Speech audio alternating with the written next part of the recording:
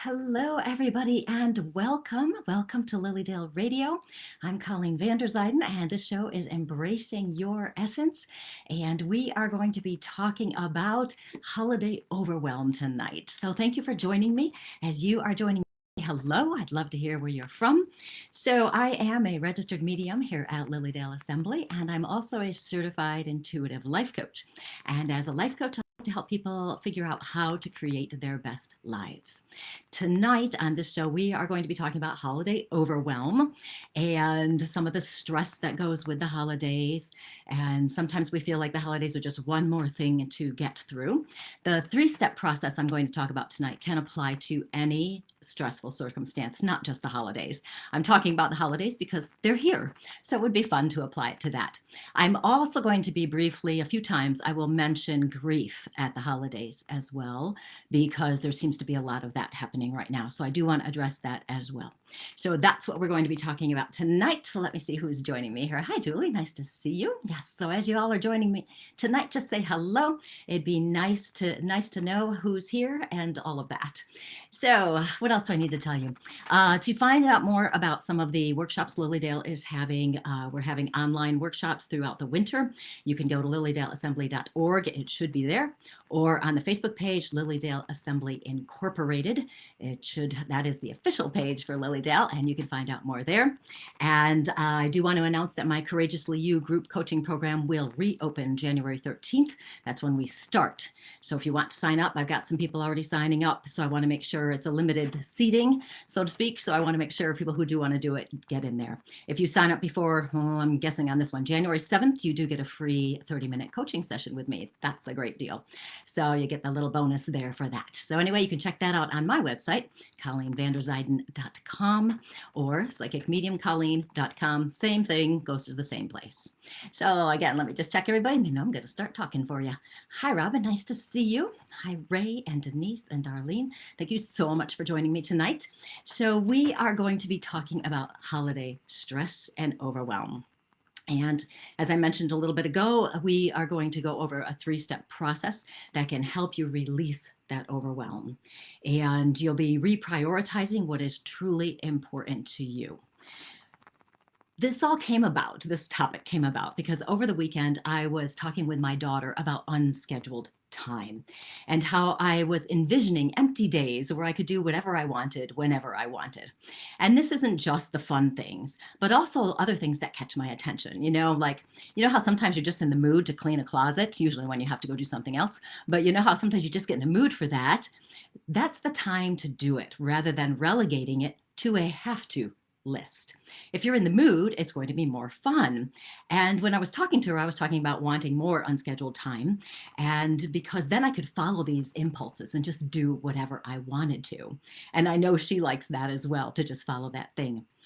So as we were talking about this also came about because I was making yet another to-do list.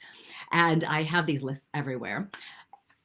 These are things I have to get done. Now, I like to be busy and I really enjoy it that way.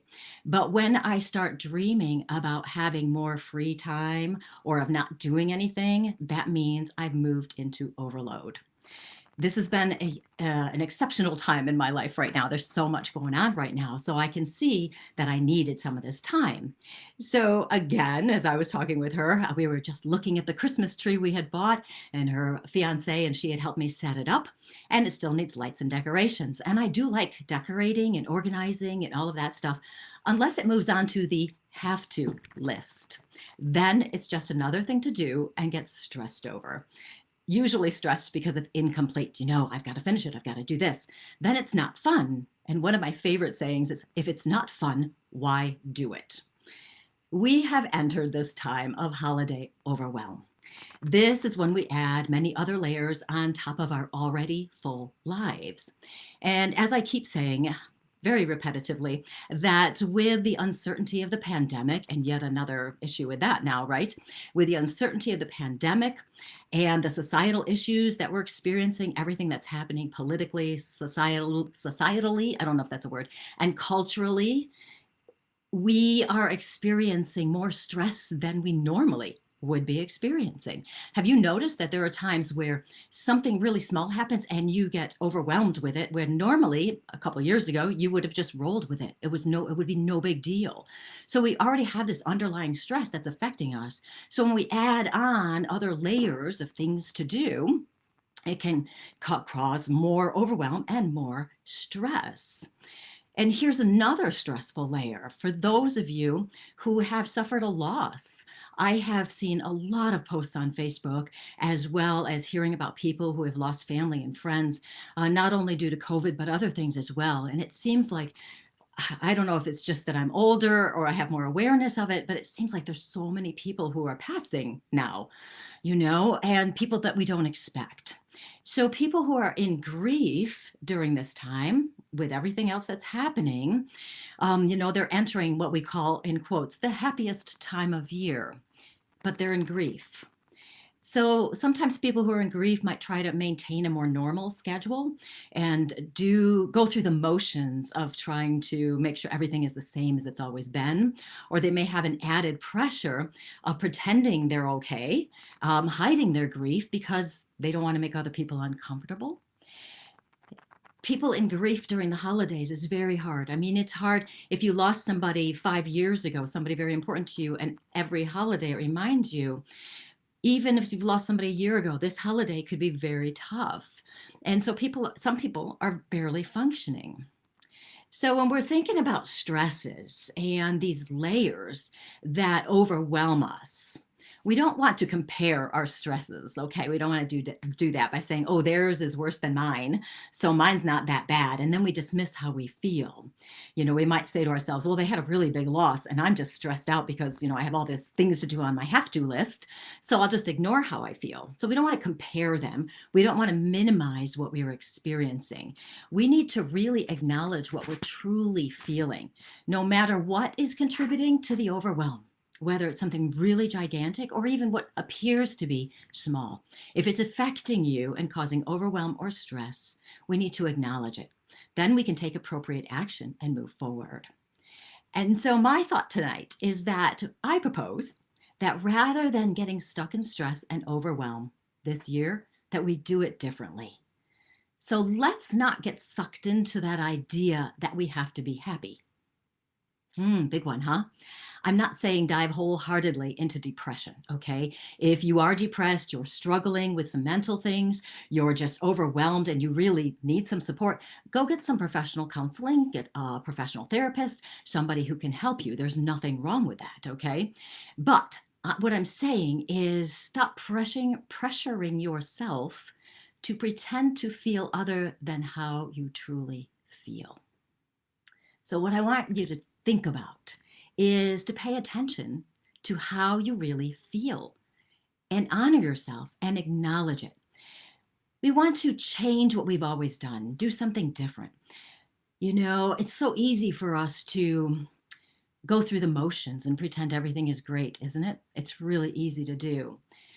But we want to break this pattern this year. So let's not get trapped in the idea that we have to do what we've always done, or that we have to create the perfect holiday, that illusion that when the family's going to all come together, we're all going to get along. That's an illusion. Some people can experience it, but many people don't. Okay, we don't have to get the most special gifts in the world. We have free will. We don't have to do anything. And I'm not saying be a jerk. I'm not saying don't buy presents for people if that's what you want to do. I'm saying acknowledge what you're really feeling, what you're really thinking. So when we have this have to list, we're putting pressure on ourselves. And when we do that, it just turns into a habit. So we're going to decide not to do it. So what we want to do is reprioritize our have to list. Instead of making it something we have to get through, or something we have to complete, or maybe even dreading whatever's on our list, let's make it based on honoring ourselves and acknowledging how we really feel. That's a different kind of list. Many of us were not taught to do that. We weren't taught to pay attention to how we truly feel. We weren't taught to acknowledge it. And people who are very empathic or would be labeled, in quotes, overly emotional, have been told not to feel their emotions. So this has all become a habit here. that we've gotten a little trapped in, shall we say. So if we can instead reprioritize our list and create a new kind of holiday season, this one would be the one where we're more authentic. And when we're more authentic, we're actually happier. And we can have more peace and we can have more fun. Okay, so we're going to go through, as I said earlier, we're going to go through a 3-step process. Very easy, so simple. You will be shocked at how easy and simple it is. And don't worry, I will hit your objections. I will do those. And if some come up, feel free to just put them in the comments and I will hit them as I see them, of course. So hi, Steve. Oh, hi, nice to see you, Steve. And Dawn and Ashley, you're hitting me right in the feels. Yes, we have to do this. So start thinking about what's on your have to list. I am a big list maker. I will write on my list, make a bigger list. I will write a master list. So I love my lists. But I have noticed because of the overwhelm right now that I tend to, I move into that have to. I don't want to do this. Okay, I don't want to, for whatever reason, things that I would normally find fun. So our first step to releasing the overwhelm, whether it's holiday overwhelm, normal, in quotes, stressful overwhelm, whatever it may be. The first one is to check in with ourselves. We have to check in with ourselves. When my daughter Laura and I were talking about the holidays and the overwhelm and what we were going to do and how we were going to do it, we got on the topic of Christmas cards. And she asked me if I was going to send them out this year.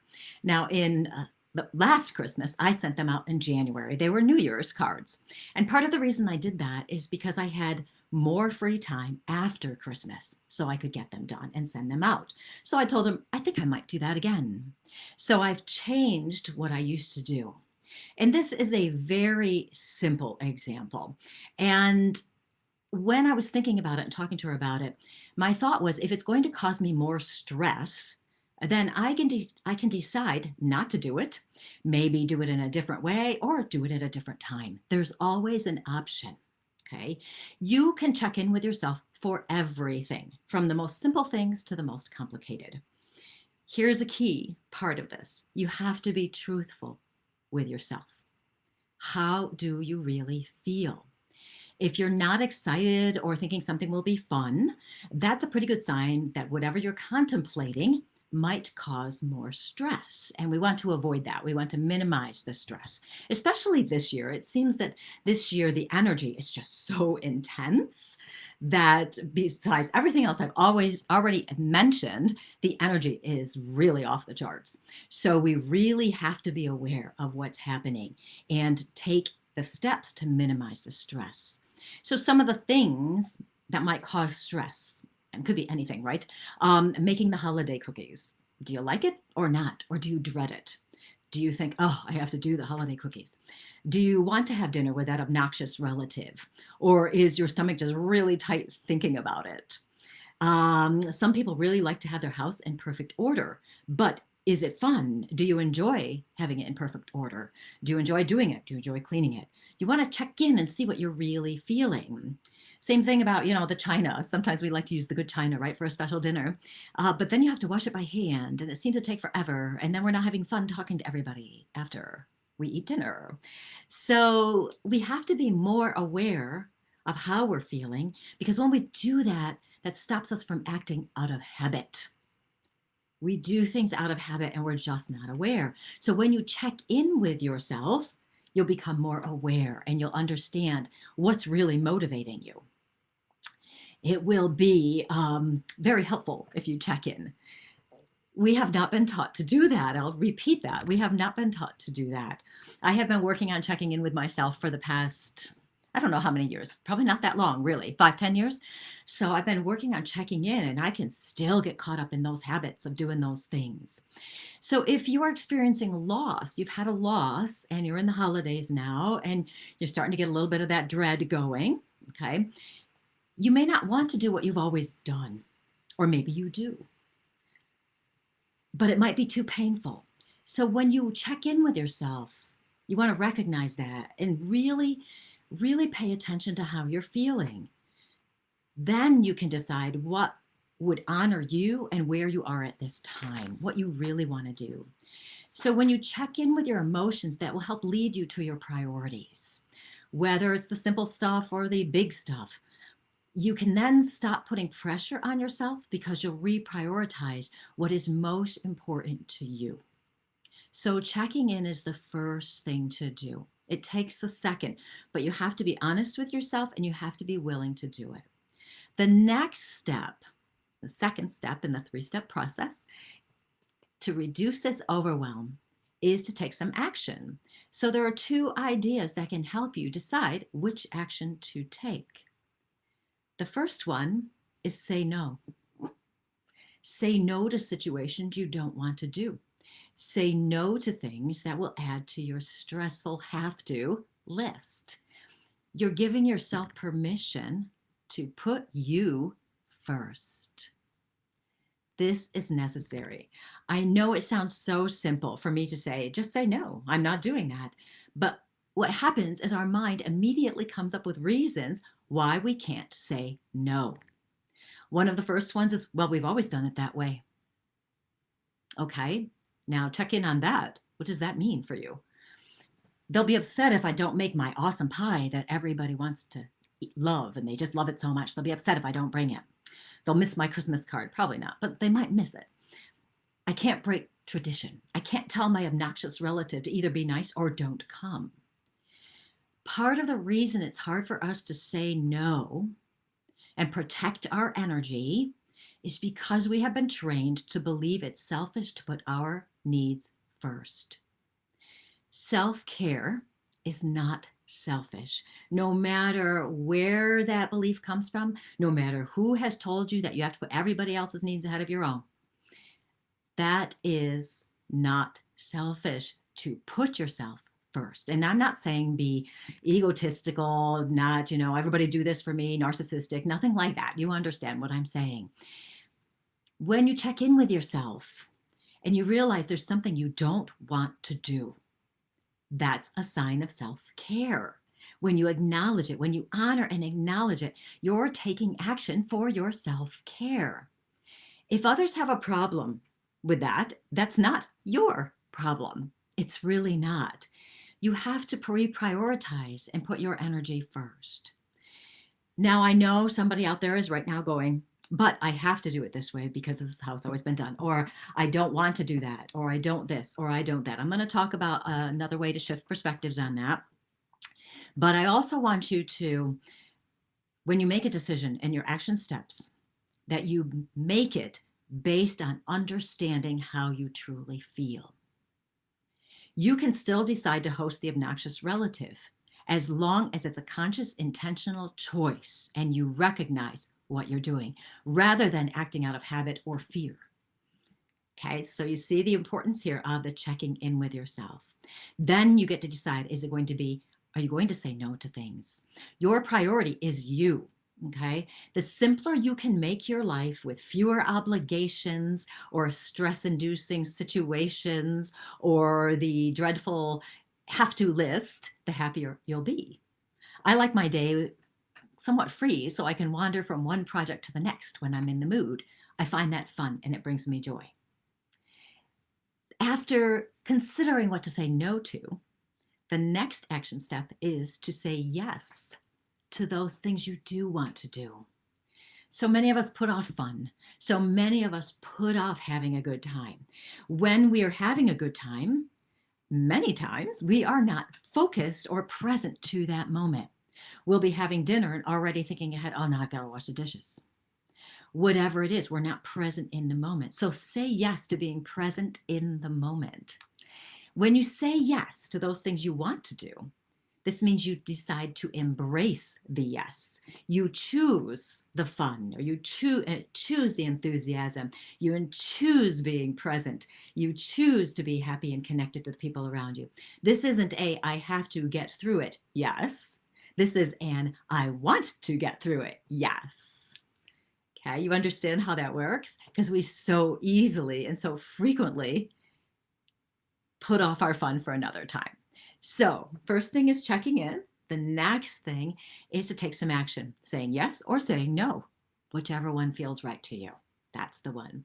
The third step is to use fun as your guide. And I'm going to talk about a simple way that I do that myself. So use fun as your guide. We are here in the physical life. We should be enjoying it. We should be having fun. If you enjoy cleaning or you enjoy writing Christmas cards, then do it. If not, then decide if it's a yes, you're going to do it and embrace it, or a no, and you're just not going to do it. If hosting a big dinner is fun for you, then do it. If it's not, do you have to do it? Is there another way you can not do it? Maybe somebody else can host, or you'll see what I'm going to talk about in a second. A great way that I use to help me decide my priorities and reconnect to my truth is to ask myself if the activity or whatever it is a 9 or a 10 out of 10. So a 9 out of 10 or a 10 out of 10 in priority or my desire to do it. If it ranks a 9 or 10, then I'll do it. If it doesn't, then I can decide how to handle that. I can decide not to do it. I can decide to reframe the activity and make it fun. Now, for example, many of us have changed dirty diapers, right? Messy diapers aren't fun, but changing them is a necessity. It is a priority, isn't it? Right. So to make it more fun, what can you do? So changing the diaper itself is probably a 0 out of 10, right? But the priority of having the baby be clean and healthy and happier is a 10 out of 10. Okay, so you have to pick your priority, right? There's your priority. So to change the diaper, how can you make it more fun? What can you do? And I remember changing my kids' diapers, of course, when they were younger, and I would play with them and get them laughing. I used to change the kids on a bed, and so I would push on the bed up and down, so they would end up bouncing on the bed. And they would laugh and laugh and laugh, and I just loved listening to them laugh. So changing the diaper became something fun to do. It's a necessity. We might as well enjoy it as best we can. I know it sounds really strange, but diapers are a perfect example. Because we live in this physical life, there are certain things we have to do, right? We have to pay the bills. We have to cook. We have to clean. But we can choose how to make them more fun. So they're more of a 9 or a 10. Maybe when we're paying the bills, we can play some great music or whatever that would make us look forward to it more rather than going, oh, I've got to go do this. I have to do this. So we can reframe our have to list for those things that really are a priority in our physical lives. When it comes down to having fun and those things, we want to make sure we're choosing the fun parts. For the holidays, there's so much out there. That we get excited about the holidays, but then sometimes we bite off a little more than we can chew, for example. So we have to be sure that we're being realistic in what's happening. I used to love doing Christmas stockings, and it was fun to search out little presents and get a surprise for everybody and all that. But over the years, because I'm really busy, it turned into a have to. And so if I check in with that, I can see what I really think about that. So I can decide if I'm going to stop or continue. But when I check in, I recognize I do like the tradition. It's fun. The kids like it, even though they're adults. The kids like it. So I do want to keep doing it. So it's a yes for me. So if it's a yes for me, how can I make it more fun? How can it turn into using fun as a guide?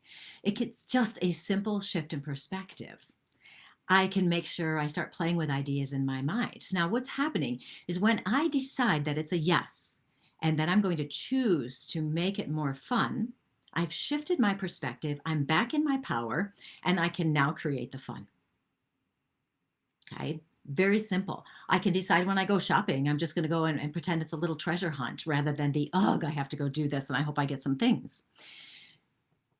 Something else I could do, just to throw out another idea for you, if you have similar things going on in your life, is if it's not a yes for me, I could tell other people, you know what, it's not a yes for me. And they might decide, well, you know what, we're going to help.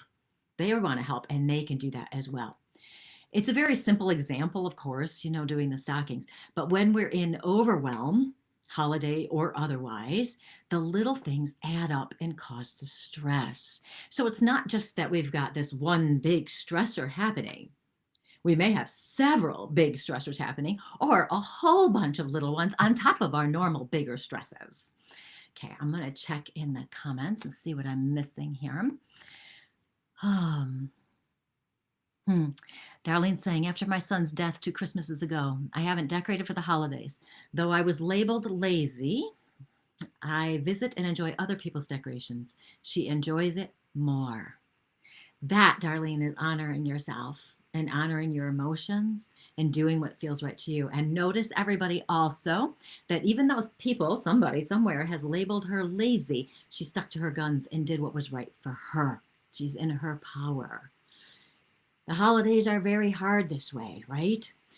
You know, when we start thinking about this stuff, what's going on, people who have had a loss, the holidays are tough. And when you lose a son or a spouse or your parents, somebody very close to you, the holidays are just going, that's the way it is. Okay, it's a fact. This doesn't mean it's always going to be like this.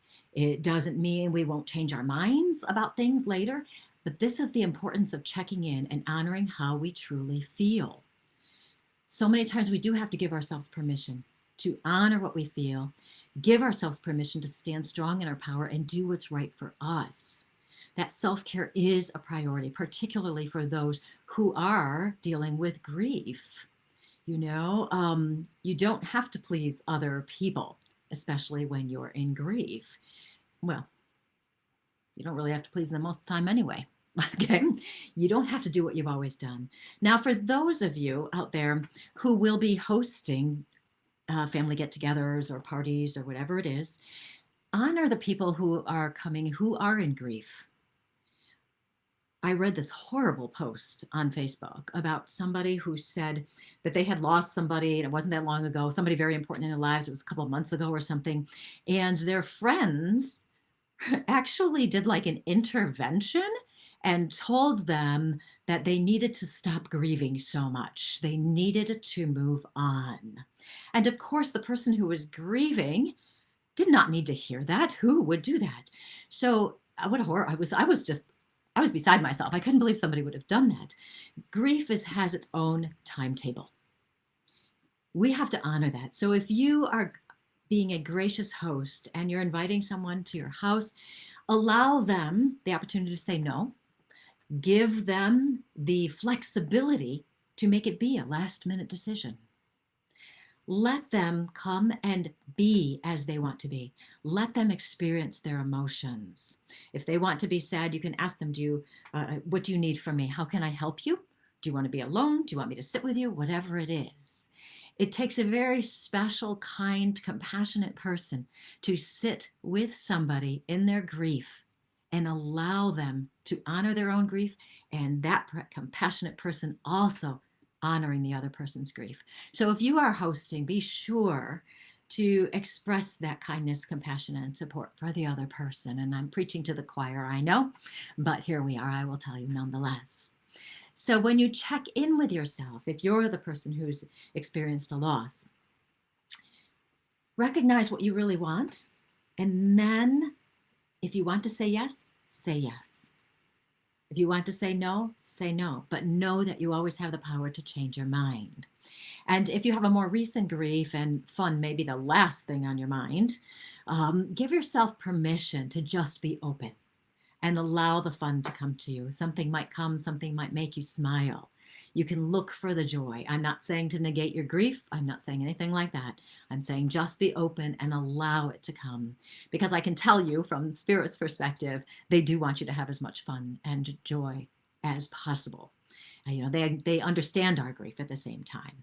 So this 3-step process that we've talked about tonight, the checking in to acknowledge how you truly feel. Then we have the action of saying yes or no. What are you going to do? What feels right to you? What do you need to do? Now, Marie Elizabeth is saying, I'm an empty nester and it's been hard at times. Yeah, it can be, can't it? You know, if you don't have people around you. So in this case, and I'm not telling you what to do, Marie. Okay, I'm just using it as an example for other people as well. Because if you make a comment on that, I'm sure other people have it as well.